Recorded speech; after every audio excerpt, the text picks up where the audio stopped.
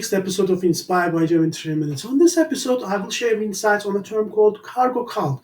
It is developed from the tribes in Pacific Islands who contacted with Western civilization. The islanders imitated the behavior and the practices they saw in hope that replicating the same will continue to bring them more cargo. So, what is cargo cult then? It is defined in American Psychological Association as a system of beliefs found in the South Pacific Islands based on the notion that ritual worship will result in attainment of modern material goods through supernatural means.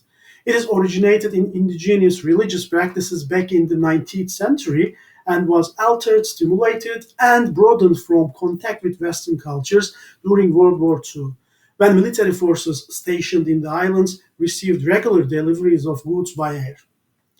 During World War II, Pacific Islands became strategic areas for Japanese, US, and Allied forces. The most known cargo cult activity happened around the Melanesian Islands. First, Japanese arrived with supplies, and later the US and Allied forces followed.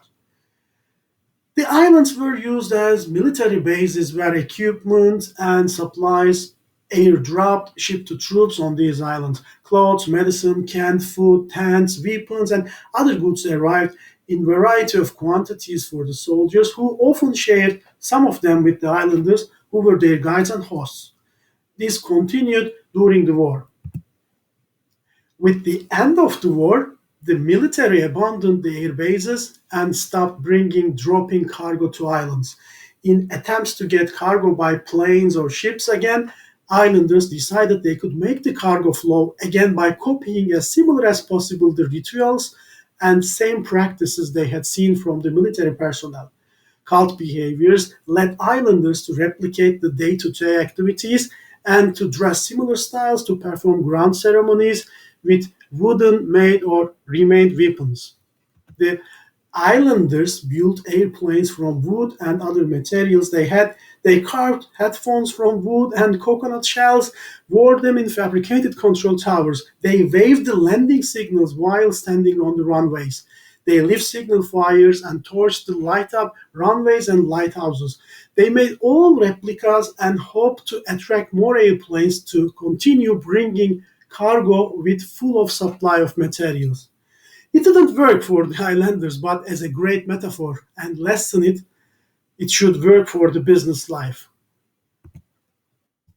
Imitating practices without figuring out the underlying principles through what, why, and how focus on mindset, leadership, and culture is useless as an airplane made of wood.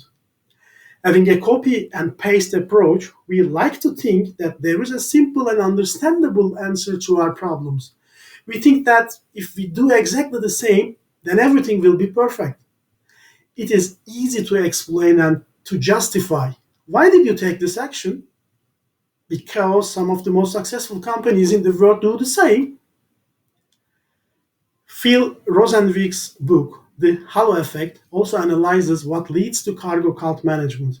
He states that the search for simple actionable ideas leads to 9 specific delusions.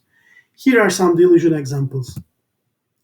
The halo effect refers to the cognitive bias. If a company has the reputation of being successful, then we believe it is good at everything it does.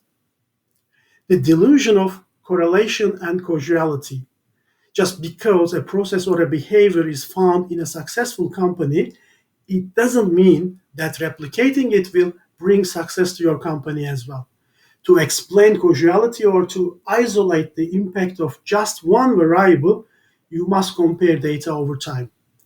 The delusion of single explanations. Success is unlikely to be due to a specific process or behavior because business success is complicated and involves many factors. You can't measure it accurately by using just one criteria. The delusion of connecting the winning dots. There might be shared approaches in successful companies, but that does not mean that those approaches were the drivers of success. The best companies focus on employees, values, corporate culture, action, and specialization.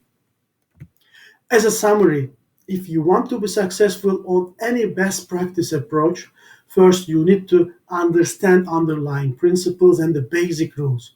Then adapt and modify to yourself, your company. Then these will fit your strategic objectives, your business context, and your business culture and values to suit your needs.